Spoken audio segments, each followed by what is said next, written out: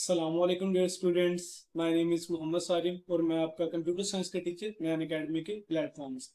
उम्मीद करता हूँ आप सब खैर ऑफिस से होंगे और आपने हमारे जो प्रीवियस लेक्चर्स हैं चैप्टर नंबर 1 के कंप्यूटर के वो लाजमी लिए होंगे और उसमें किसी किस्म की आपको कोई कंफ्यूजन वगैरह है, आज भी है, तो काइंडली अपना क्वेश्चन रेज कर सकते हैं कमेंट सेक्शन में। इंशाल्लाह ताला आपको क्वेश्चन का आंसर लाजमी दिया जाएगा। जो आज का मेनली हमारा लेक्चर का मकसद है वो चैप्टर नंबर 1 की एक्सरसाइज के एमसीक्यूज हैं जिनको हम देखेंगे। अगर आपने जो चैप्टर्स के लेक्चर्स हैं वो अच्छे तरीके से लिए हैं, प्रॉपर तरीके से लिए हैं, तो आप ये एमसीक्यूज खुद भी सॉल्व आउट कर सकते हैं। ठीक है, आप इस तरह करें कि आप फर्स्ट ऑफ ऑल खुद सॉल्व आउट करें जो आपको जितना भी चैप्टर तैयार है, उसके बाद आप इधर से कंफर्मेशन करें काइंडली। तो हमारे पास मेनली फर्स्ट क्या है, what is the primary function of a system, कि किसी भी सिस्टम का प्राइमरी फंक्शन क्या होता है।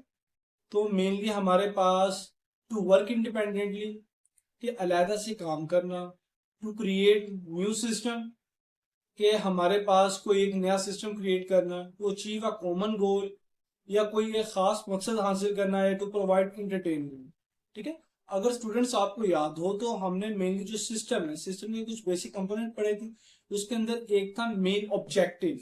ठीक है, सिस्टम का एक ऑब्जेक्टिव होता है। वो ऑब्जेक्टिव क्या होता है कि हमारे पास to achieve a common goal. ठीक है, हर सिस्टम का मेनली ये पर्पस होता है कि एक खास गोल को क्या किया जाए, अचीव किया जाए। तो मेनली हमारे पास जो फर्स्ट एमसीक्यूज है उसका आंसर ये होगा। उसके बाद सेकेंड एमसीक्यूज को देखें, which is one of the fundamental concept of any system. ठीक है, किसी भी सिस्टम का कोई भी फंडामेंटल कॉन्सेप्ट क्या है, mainly it's size, it's objective, it's age, it's price. ठीक है, अगर आपको याद हो तो मेनली हमने सिस्टम के अंदर ना साइज की बात की है, ना एज की बात की है, ना प्राइस की बात की है। हमने मेनली ऑब्जेक्टिव, कंपोनेंट्स, इन्वायरमेंट, इन चीजों को देखा है। तो इसका आंसर क्या होगा, इट्स ऑब्जेक्टिव। ठीक है, अब इसके बाद हमारे पास मेनली इसका आंसर हम थर्ड वन को देखते हैं। फर्स्ट ऑफ ऑल इसको क्लियर कर लिया हम। चलिए, which is an example of a simple system, क्या हमारे पास सिंपल सिस्टम की एग्जाम्पल क्या है। ये हमने चैप्टर के स्टार्टिंग में जब हम टॉपिक्स लेक्चर्स डिस्कस कर रहे थे तो हमने वहां भी देखा था। ह्यूमन बॉडी, इंसानी बॉडी हमारा एक सिस्टम तो है, लेकिन इतना सिंपल सिस्टम नहीं है, बहुत कॉम्प्लेक्स सिस्टम है। उसके अलावा अगर हम बात करें कंप्यूटर नेटवर्क, एक कंप्यूटर नेटवर्क की, तो वो भी कॉम्प्लेक्स सिस्टम होता है। इंटरनेट भी मेनली आप कह लें कि कंप्यूटर्स का नेटवर्क होता है।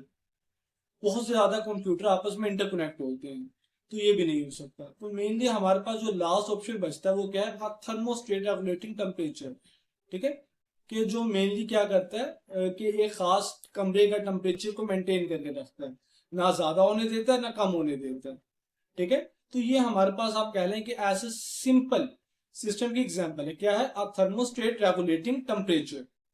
अब हमारे पास फोर्थ वन एमसीक्यूज क्या है, what type of environment remains unchanged unless the system provides an output, कि हमारे पास ऐसा सिस्टम की कौन सा, आप कह लें कि ऐसा कौन सा सिस्टम की आउटपुट है जो चेंज नहीं होती।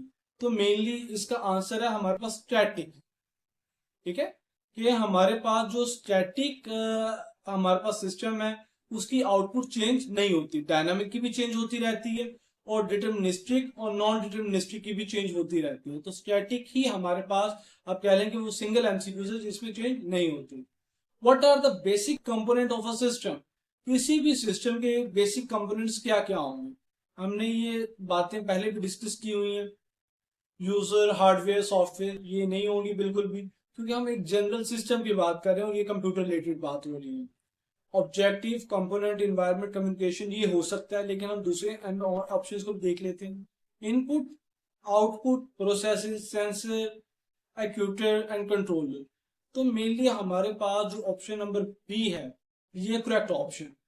ठीक है, क्योंकि इसमें किसकी बात हो रही है, ऑब्जेक्टिव की, कंपोनेंट्स की, इन्वायरमेंट की और कम्युनिकेशन अमंग कंपोनेंट्स, इनकी बात हो रही है।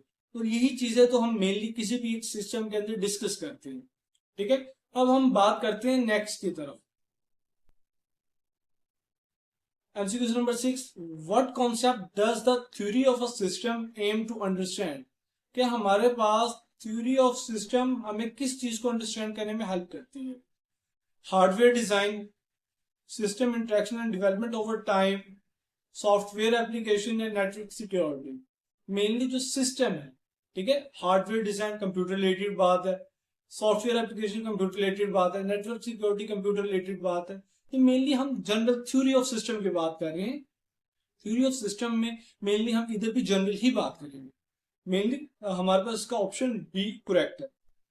सिस्टम इंटरेक्शन, तो जो सिस्टम इंटरेक्ट दूसरे कंपोनेंट के साथ किस तरह करता है, and development of over time, और वक्त के साथ साथ उसमें क्या चेंजिंग आती है, कितनी प्रोग्रेस होती है। ऑप्शन नंबर 7 क्या, what roles does the operating system play in a computer? ठीक है, ओएस सिस्टम को हम पहले भी डिस्कस कर चुके हैं। मेनली ऑपरेटिंग सिस्टम एक ऐसा सिस्टम है जो किसी भी सॉफ्टवेयर को चलाने के लिए रिक्वायर होता है। ठीक है, अब हमारी कंप्यूटर के अंदर ऑपरेटिंग सिस्टम मौजूद है, या ऑपरेटिंग सॉफ्टवेयर कह लें आप, ठीक है, जो किसी भी सिस्टम को ऑपरेट करने में हेल्प करता है। जिस तरह विंडो है, विंडो हमारे पास एक ऑपरेटिंग सॉफ्टवेयर है। तो अब इसमें से हम ऑप्शन देखते हैं कौन सा ठीक होगा। It performs calculation and execute instruction, it temporary store data instruction for the CPU, it receives input from interference component and decide what to do with it. ठीक है, it provide long term storage of data and software. आप कह रहे हैं कि जो store data इसका काम नहीं है ऑपरेटिंग सिस्टम का। उसके अलावा हमारे पास इसमें भी स्टोर्स की बात हो रही है, तो ये भी काम नहीं है। It performs calculation execute instructions, हमारे पास ये ऑप्शन हो सकता है।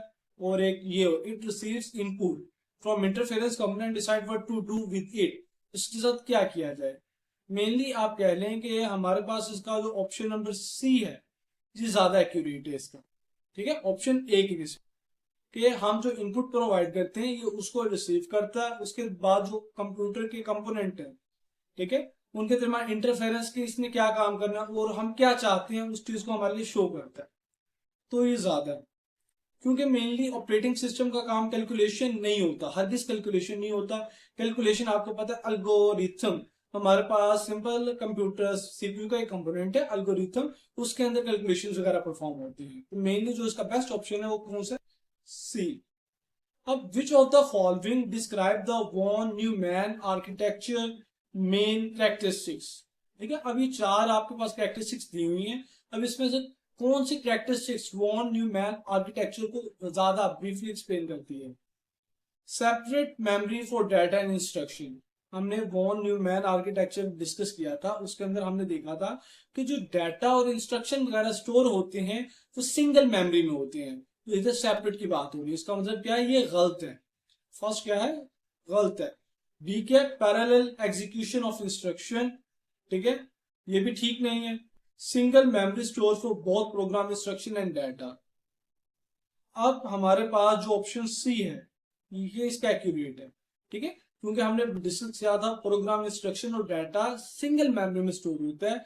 उसके बाद जो लास्ट ऑप्शन है multiple CPU for different task, ठीक है, तो हमारे पास von Neumann multiple task perform भी कर सकता था, मेरी सिंगल टास्क ही परफॉर्म कर सकता था। तो हमारे पास जो इसका ऑप्शन नंबर सी है वो एक्यूरेट होगा। ठीक है, क्लियर होगी बात। अब हम नेक्स्ट एमसीक्यूज नंबर 9 देखते हैं। What is the disadvantage of the von Neumann architecture? कि वॉन न्यूमैन आर्किटेक्चर के अंदर हमारे पास डिसएडवांटेज क्या था, खराबी क्या थी, कि हमें क्या मसला पेश आ रहा था। तो अब देखें, complex design due to separate memory spaces, complex design नहीं था। ठीक है, ये आपको बता दें, हमारे पास जो डिजाइन था वो सिंपल था। Difficult to modify program store in memory, ठीक है, ये भी नहीं था। हमारे पास फ्लेक्सिबिलिटी थी कि हम प्रोग्राम को इजीली चेंज कर सकते थे। ठीक है, अब C1 क्या, bottleneck due to single memory space for instruction and data. Mainly हमारे पास ये ऑप्शन नंबर सी एक्यूरेट है। ठीक है, अगर आपने पीछे डिसएडवांटेज डिस्कस किए हैं, ठीक है, तो आप वहां से देख सकते हैं कि जो ऑप्शन नंबर सी है ये ज्यादा एक्यूरेट है, और यही बेसिकली आपके बुक में पीछे डिसएडवांटेज भी प्रोवाइड किया हुआ है।